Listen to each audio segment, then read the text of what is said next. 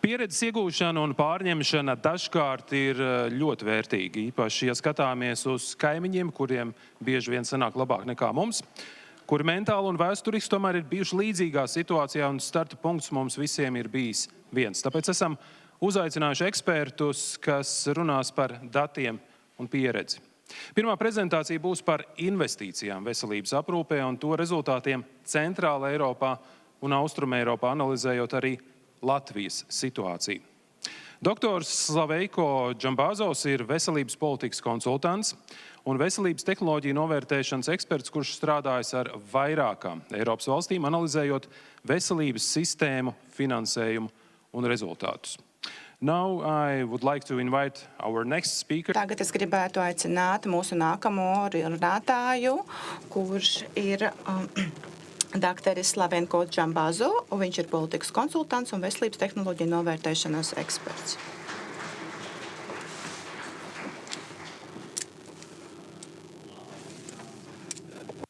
I'm very happy to be here on this symbolic. Es esmu ļoti priecīgs būt šeit, šajā simboliskajā vietā, un es dzirdēju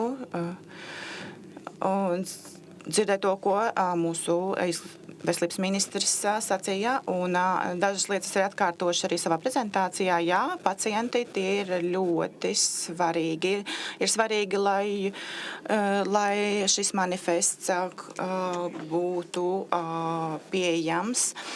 Ārsti glāb dzīvības, nozare ir ārkārtīgi svarīga, jo galu galā mēs runājām par pacientu glābšanu, par medikamentiem, bet galu galā politiķi tomēr runā par naudu, un ir svarīgi, lai mēs to visu pārvērstu naudā, lai tiktu pieņemti šie politiskie lēmumi. Tad ir jautājums par to, cik tad maksā neko nedarīt, un tas kaut ko maksā.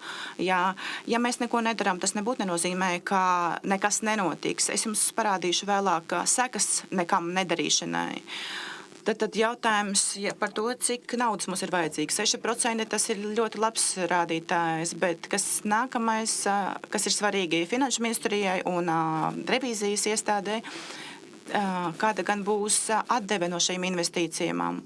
Un arī šī atdeve, arī te mēs runājām par naudu, arī veselības iznākumus mēs varam pārvērst naudā. Šajā analīzē par Centrāla Eiropas un Austruma Eiropas valstīs, salīdzinot valstis savā starpā un arī ar 4 valstīm, es šajā analīzē skatījos uz iznākumiem attiecībā uz veselību. Pirmais jau tika pieminēts, Latvijā ir zemākie izdevumi veselības aprūpei uz vienu iedzīvotāju no IKP. Un es gribēju teikt, ka doktor Abumeri, jūsu kolēģi Slovenijā, piemēram, ir vēl sarežģītākā situācijā. Arī viņiem ir jārisina problēmas, bet viņi to dara. Bet galu galā, ja jūs palielinātu investīcijas un izdevumus, tad jūs varētu gūt lielākus rezultātus, labākus rezultātus.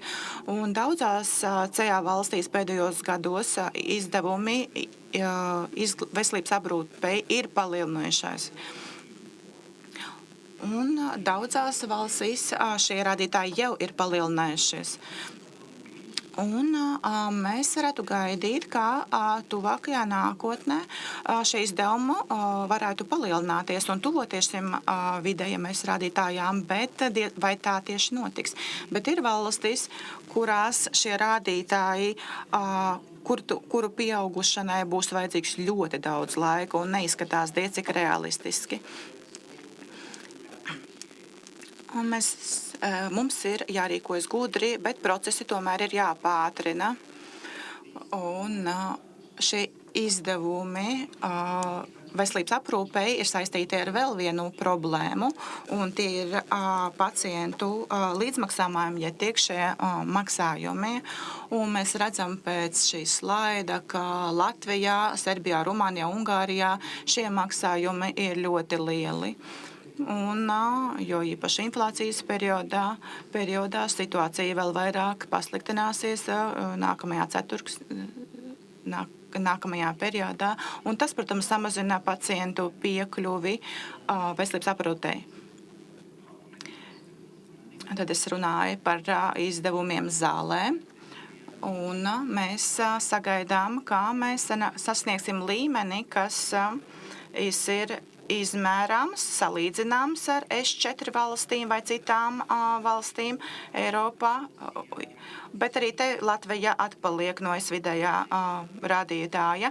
Bet arī S4 rādītājs nav diez cik augsts. Un vakar mums bija ļoti laba diskusija par to, vai tā ir runa tikai par vēlēšanos maksāt, vai arī par to, vai mēs vispār esam spējīgi maksāt. Un runa ir par šo potenciālu, kāds varētu būt gudrām investīcijām veselības aprūpē, lai palielinātu šīs izdevumus veselības aprūpē uz vienu iedzīvotāju no IKP. Un runājot par inovatīviem medikamentiem, Latvijā šis rādītājs ir ļoti zems un termiņš, kādā šie inovatīvie medikamenti nonāk Latvijā, ir ļoti ilgs. Un es jums vēlāk pastāstīšu par to, kādas problēmas tas izraisa. Un mēs redzam, ka runājot par izdevumiem, ir vēl viena ļoti svarīga, liela problēma, un tā ir iedzīvotāju novecošanās.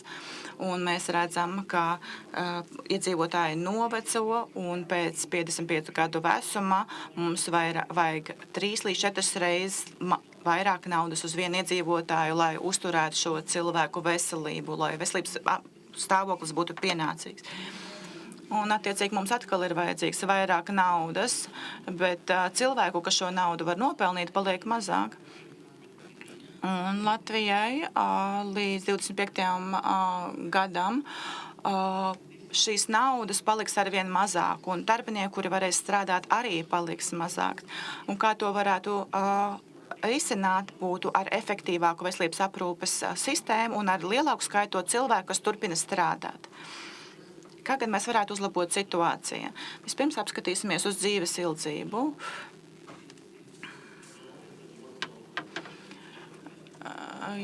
Jo vairāk nauda ir valstī, jo labāk ir rādītāji, jo ilgāka dzīve ilgze.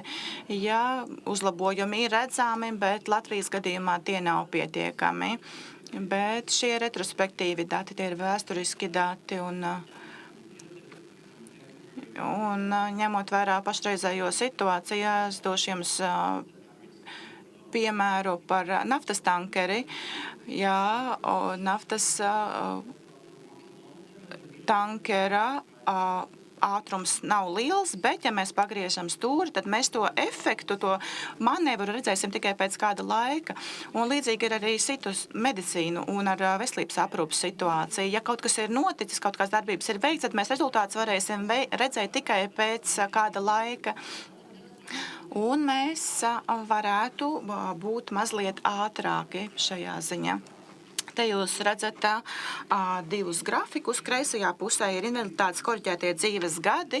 Tie ir gadi, kurus mēs zaudējam invaliditātes un nāves dēļ. Tas nozīmē, ka, ja vidējais dzīves ilgums ir 80 gadi, ir cilvēks, pacients, kuram ir 40 gadi, un cilvēks mirst, piemēram, no sirdstriekas, tad šis cilvēks mirst šīs invaliditātes koriģētie. Šim cilvēkam ir šie slimības, invaliditātes koriģētie gadi. Otrā pusē mēs redzam ārstējamo mirstību, un šo mēs varam novērst vai no ar profilaksi, vai ar pienācīgu ārstēšanu, tik līdz pacientam ir uzstādīta diagnoze. Un šeit ir runa tikai par ārstējamo mirstību pacientiem ar diagnozi. Pacientiem, kurus varētu izārstēt, ja būtu pieejami pareizie risinājumi.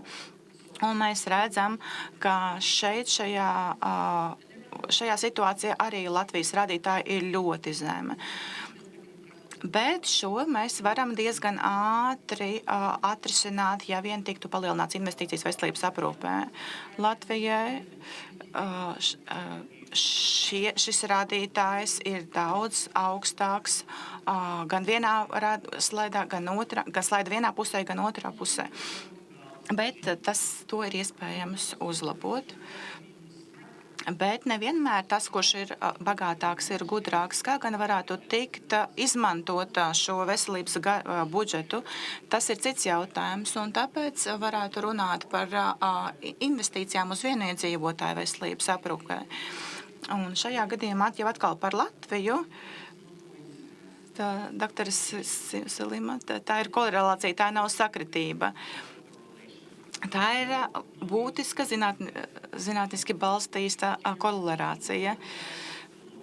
Jo vairāk mēs investējam veselības aprūpē, jo zemāks ir šis invaliditātes korģētie dzīves gadi, šis rādītājs, un arī mirstība ir zemāka. Un par to nav nekādu jautājumu. Tas ir skaidrs, bet jautājums ir, vai mēs to vispār varam izdarīt. Kopš pandēmijas laika mēs sapratām, ka medicīna ir diezgan labā līmenī visā pasaulē. Tas, kas mums trūkst, mūsu veselības aprūpes sistēmas ir neefektīvas. Un ir šī Globsec organizācija, kuri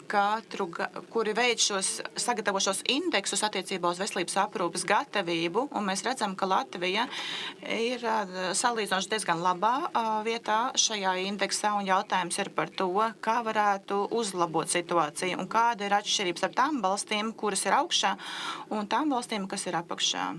Un ir 3 lietas, kas ir atšķirīgas. Pirmkārt, veselības aprūpes izdevumus tiek uztvērti kā izmaksas, nevis izmaksas. Un tas ir skaists stāsts, ko mēs daudz gadus jau dzirdam. Un ko tas nozīmē? Izmaksas mēs gribam samazināt, mēs gribam tās kontrolēt. Mēs uzliekam ierobežojumiem izmaksām. Es gribu arī savas autorības izmaksas ierobežot, teiksim, mēnesī, bet investīcijas mēs gribam tās lielākas. Piemēram, ja mēs investējam zeltā, tad laiku gaitā mēs varētu saņemt lielāku atdevi no šādām investīcijām. Bet runa šeit nav par naudu, ko mēs investējam, bet par rezultātu, kādu mēs dabūnām. Un investīcijas mēs mēram tajā, cik liela ir atdeve no investīcijām. Un ir dažādi veidi, kā to izmērīt. Jā, mēs varam veikt gudrākas investīcijas. Otrā lieta ir koncentrēties uz agrīnu diagnostiku un sabiedrības veselības intervencēm. Protams, mēs piešķiram budžetu investīcijām dažādās jomās. Mums tas ir jāinvestē, šī nauda ir jāpiešķir. Un to var izdarīt, pamatojoties uz gudriem lēmumiem, uz riska dalīšanu un uz investīciju atdeves analīzi. Un trešais punkts ir inovācijas ir draugs, nevis ienaidnieks. Vienīgi domājot par neefektivitāti, jā, tā ir viena lieta, protams, mums par to ir jādomā, tā ir jānovērš, bet dramatiski, būtiski uzlabot efektivitāti. Mēs to varam darīt ar inovācijām, ar zālēm, ar medicīnas iekārtām, ar dažādā aprīkojuma procedūrām un tam līdzīgi. Kuras tad ir tās valstis, ko Slovānijas ministri, bet arī citas valstis ir pieminējuši, ko gan šīs valstis dara savādāk. Ir instrumenti, šis HTA, ar tajā skaitā, ja ir rīki, ar kuriem mēs varam pieņemt labus lēmumus, tad mums nevajag nekādas citas iesaistīšanās. Un HTA var dot jums šo ideju par to, kur tad sākas neskaidrības un kur tās beidzas, lai jūs varat dalīties ar šo neskaidrību saistītos riskos. Nākamais, kas ir vairāk kārt minēts, ir uzticībā balstītas partnerības. Un jau tas ir pierādījies, ka Latvijā tas var darboties un strādāt, bet to mēs redzam arī tajās valstīs, kuras pašlaik ir daudz veiksmīgāks nekā mūsu valsts. Ilgspējīgs finansējums un inovatīvas cenu noteikšanas politikas un šie modeļi, kas ir balstīti uz rezultātiem, protams, neviens naudu nepiešķirs, ja vien nebūs pārliecināts par to, kā tad būs rezultāti. Un veselības aprūpe, tas ir ne tikai Latvijā vai Centrāla Eiropā, tas ir visā pasaulē. Veselības aprūpe vienmēr saka, dodiet naudu, un es darīšu, ko varēšu. Bet vajadzētu būt lielākām diskusijām par to, kā tad ir faktiskās investīciju atdeve rezultāti. Protams, ir jābūt iesaistītiem arī citiem interesētām personām. protams, ka piekļuvi inovācijām un arī grafiki, jo labākas inovācijas, jo labāki rezultāti. Un, kā es teicu, mēs varam pieņemt lēmumus, kas var nodrošināt ļoti lielus rezultātus ātri, arī ar politiķu mandātu, jo tas arī ir mērķis. Man šķiet, ka katrus 4 gadus, kā arī citās valstīs, protams, ir vēlēšanas, bet tas nozīmē, ka 4 gadu laikā mēs jau varam iegūt rezultātus. Un primārās veselības paplašināšana arī citās valstīs ir tā problēma. Es ceru, ka ne Latvijā. Arī reto slimību infrastruktūra ar fiksētu slieksni jūs nekad nevarēsiet finansēt reto slimību. Tā nekad nav, bet ir tomēr jānodrošina pieejamība šiem pacientiem arī. Un ko tad darīt ar šo nekā nedarīšanu vai cik tas maksā?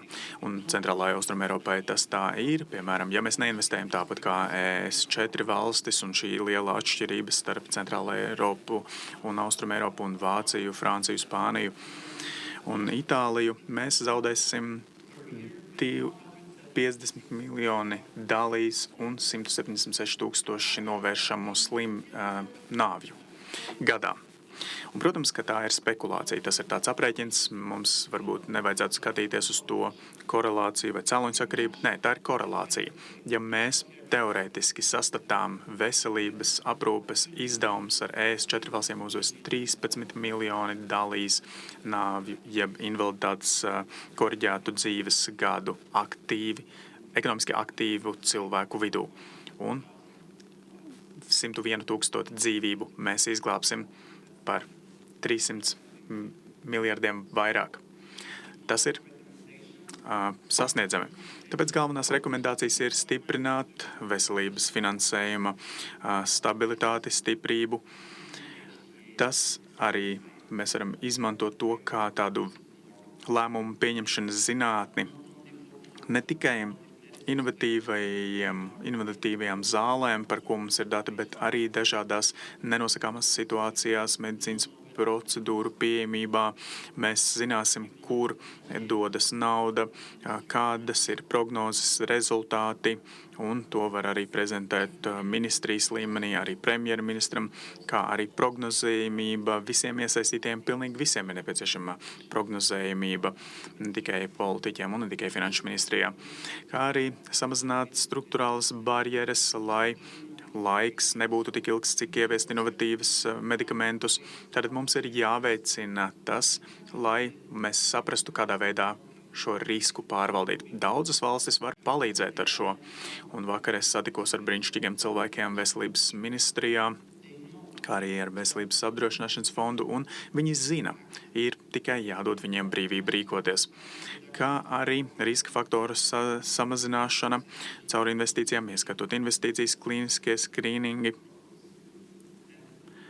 un preventīvās programmas.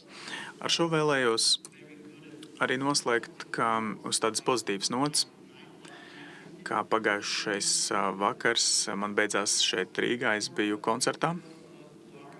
Latvijas radio koris, tas bija brīnišķīgi pilsētas centrā. Protams, ka Rīgas balzams arī bija tas, ar ko noslēdzu vakaru, bet man ir jāsaka tā, ka arī tātad esmu saticis draugus Centrālajā Austrumēropā.